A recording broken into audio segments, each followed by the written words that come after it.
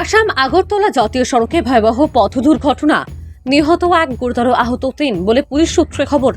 আসাম আগরতলা জাতীয় সড়কের চুরাইবাড়ি থানার শনিছড়া এলাকায় মঙ্গলবার কানপুরে এই দুর্ঘটনা ঘটে।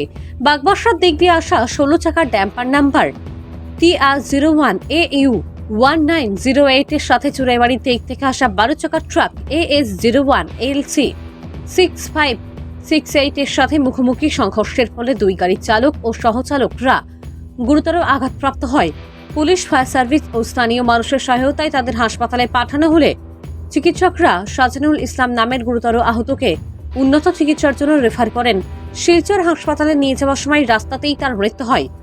বাকি গুরুতর আহত হল রোহিত আহমেদ, মুক্তার হোসেন, মন্তাজ আলী, এরা আসামের করিমগঞ্জ, হাইলাকান্দি ও বরপেটার বাসিন্দা। অপরদিকে নিহত সাজানুল ইসলাম চুরাইবাড়ির স্থানীয় বাসিন্দা। তার পিতা ফরিজ আলী। মৃত্যু সংবাদে এলাকায় শোকের ছায়া।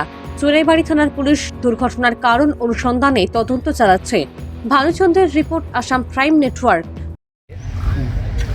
ডাম্পার গাড়ি আর বডি গাড়ি সংঘর্ষ হয়েছে। ঠিক আমি 3:05 কল গেছে আমার বাড়িতে। হসপিটাল থেকে এখানে কল করছি, একটা অ্যাক্সিডেন্ট হয়েছে কেন তাড়াতাড়ি আইটি আমি 11:30 এখানে পড়ছি। পরীক্ষা পুরোটা গাড়ি একসাথে আসতে বডি গাড়ির ড্রাইভারকে হসপিটাল অলরেডি নিয়ে যাওয়া হয়েছে। আর ডাম্পার গাড়ির ড্রাইভার মানে গাড়ির ভিতরে রয়ে গেছে, তারা উদ্ধার করা যান না। এরপরে সাথে সাথে আমি একটা জেসিবি আনলাম, পুলিশ প্রশাসনও আসলো, ফায়ার সার্ভিসও আসলো। প্রায় 1.5 ঘন্টা আমরা চেষ্টা করিয়া জেসিবি দিয়ে করিয়া তাকে উদ্ধার করছি। প্রায় 4:30টার দিকে তাকে উদ্ধার করিয়া হসপিটালে আমরা পাঠাইছি। টোটাল 4 জন। টোটাল 4 জন। আমাদের কেউ কি মারা গেছে?